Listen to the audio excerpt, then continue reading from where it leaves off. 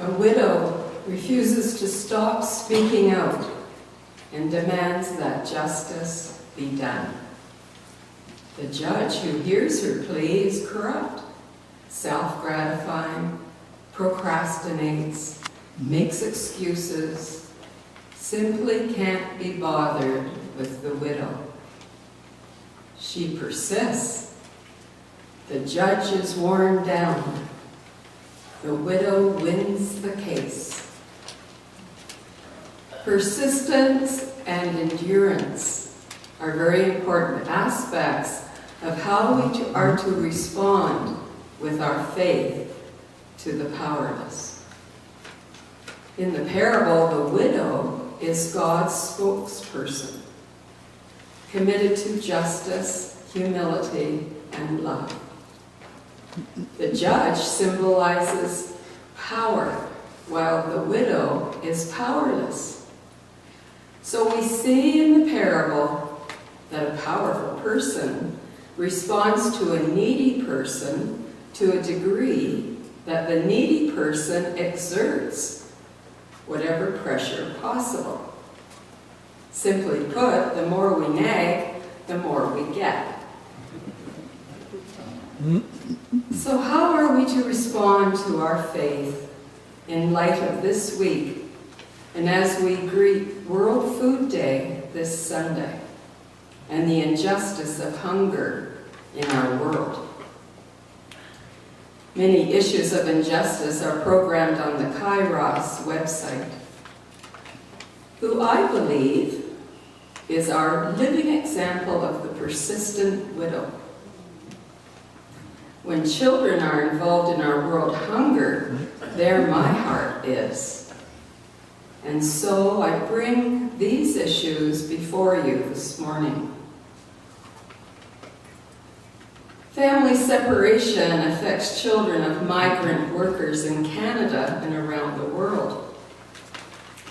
This issue of dads coming to Canada to work for food and sustenance is close to how agriculture is done today. Right or wrong? I thought it was good for our vineyards in the fruit belt of Ontario where I lived, without even thinking about the family dynamics involved. So let us hear what Kairos has to say. And Kairos, simply stated, is faithful action for justice, who invite Canadian churches and religious organizations in a faithful, ecumenical response to the call to do justice, to love kindness, and to walk humbly with our God.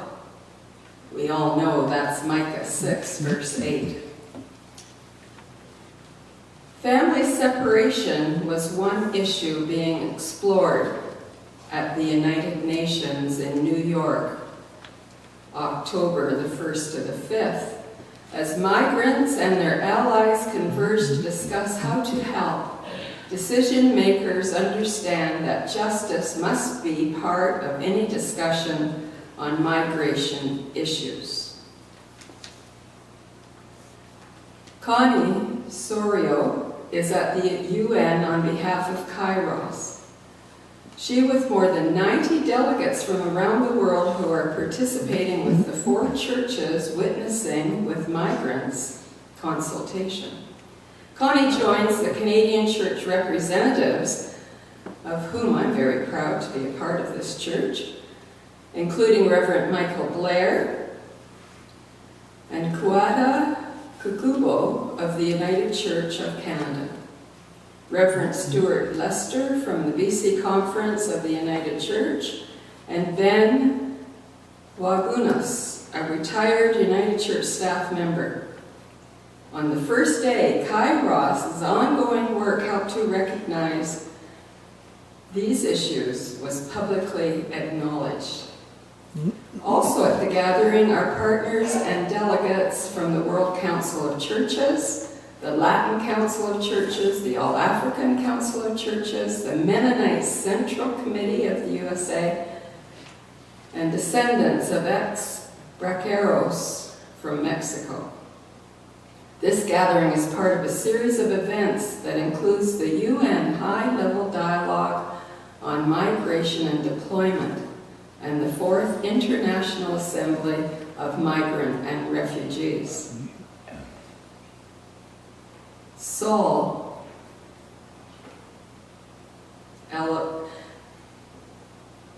Arellano left.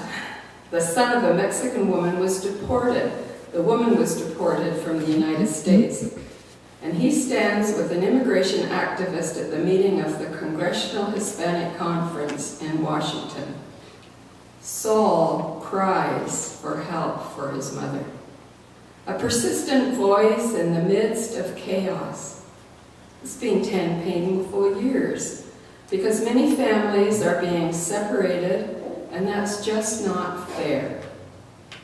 Saul's mother was deported to Mexico in 2007, and the children cry out, hungry for physical relationships with deported parents. Migrant workers and grassroots justice organizations have asked churches to take their hand and walk with them. A unique opportunity for Kairos and the churches to hear directly from migrant workers what is the best way to do this. Often it is only through Kairos and other church allies that migrant workers and their families can be heard. Interestingly, in Canada, at least 400,000 temporary migrant workers enter the country every year. Many of these workers are separated from their spouses and children for months or years. Why do they come? To feed their family. Get a bit of that food that we have in abundance. This is a close-to-home issue. And I know that in BC they also call upon migrant workers to come, and Alberta. But what of the thousands of children starving as a result of migrant victims being abused in Yemen? Urgent aid is needed to help thousands of migrant victims of abuse in Yemen, the UN says.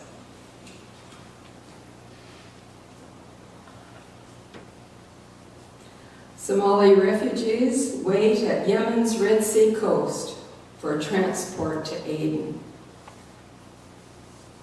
Thousands of destitute migrants from Ethiopia and Somalia are stranded in northern Yemen in deplorable conditions, victims of gross physical abuse and severe economic and sexual exploitation.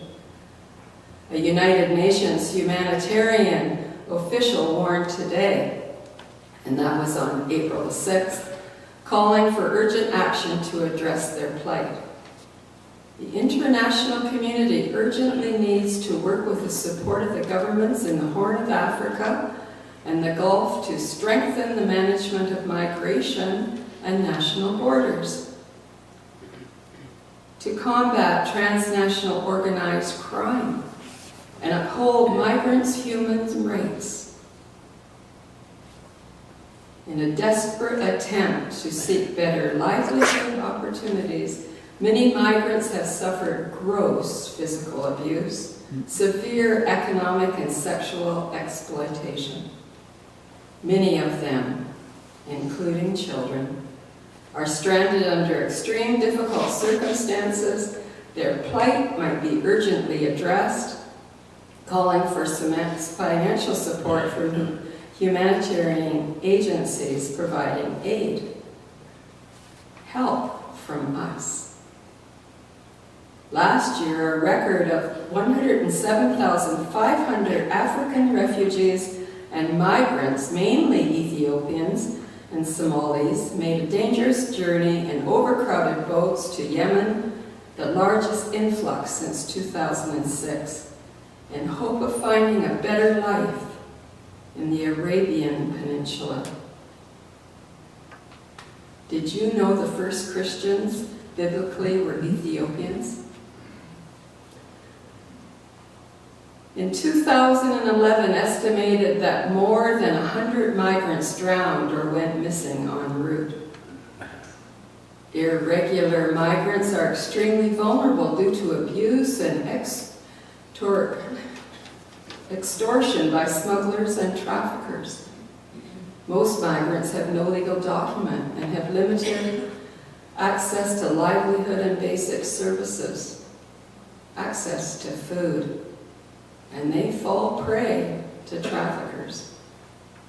About 22% of those landing in Yemen are women and girls, and many try to reach Saudi Arabia, but by the time they reach northern Yemen, the majority of these vulnerable groups cannot be accounted for. Others suffer repeated sexual and gender-based violence along the journey. Between 15,000 and 25,000 irregular migrants are stranded in and around northern Yemen, while others in Aden in the south. And they depend entirely on the generosity of local Yemenis and humanitarian organizations to cover basic food, medical, and shelter needs.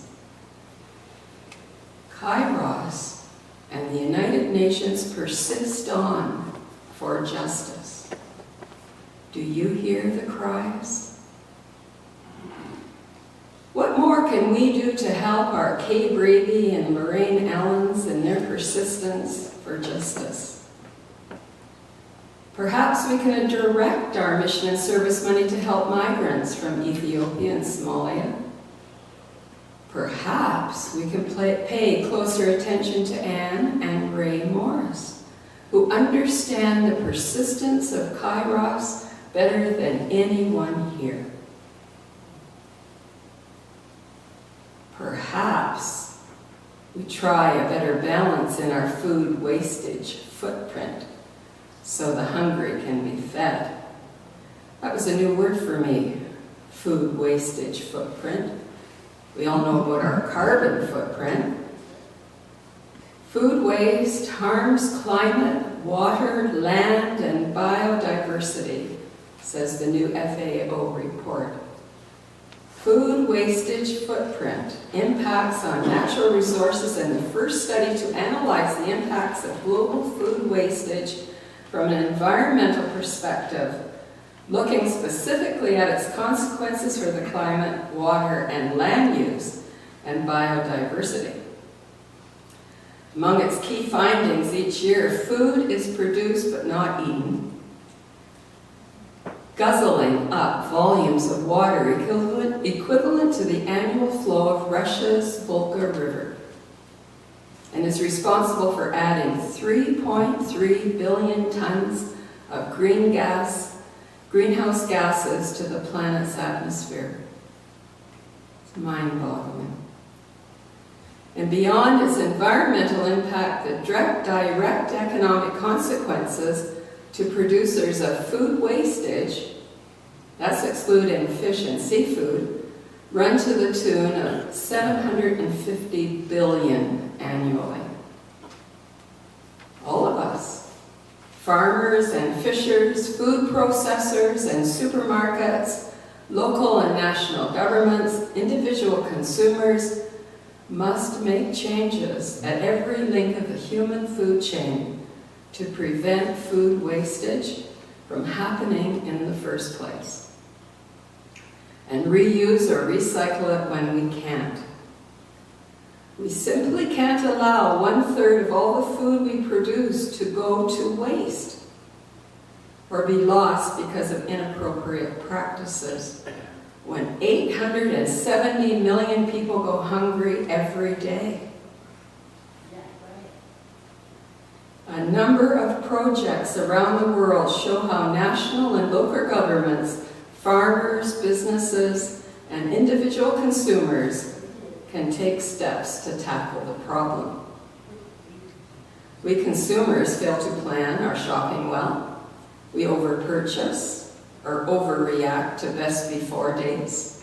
Best before dates aren't expiry dates. while quality and aesthetic standards lead retailers to reject large amounts of perfectly edible food. In developing countries, significant post-harvest losses in the early part of the supply chain are a key problem, occurring as a result of financial and structural limitations in harvesting techniques and storage and transport infrastructure, combined with climate conditions favorably to food spoilage. High priority should be given to reducing food wastage in the first place. Beyond improving losses of crops on farms due to poor practices, doing more to better balance production with demand would mean not using natural resources to produce unneeded food in the first place. In the event of food surplus, reuse within the human food chain. Finding secondary markets or donating extra food to feed vulnerable members of society. And if the food isn't fit for human consumption, it doesn't need to go in the dump. Livestock can be fed. Where reuse is not possible, recycle and recovery should be pursued, says Kairos. Byproduct recycling, composting, incineration with energy recovery allow energy and nutrients to be recovered from food waste, representing a significant advantage over dumping it in landfills. Uneaten food that ends up rotting in landfills, listen to this, is a large producer of methane, a particular harmful GHG. So how are you feeling now about food wastage, your food wastage footprint? A widow refuses to stop speaking out and demands that justice be done.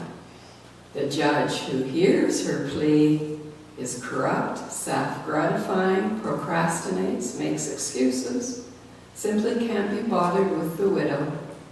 She persists and persists and persists. The judge is worn down, the widow wins the case. So may it be. I pray we will find a way to be persistent in feeding the powerless, the migrant children and families around the world. May God add blessing to this word.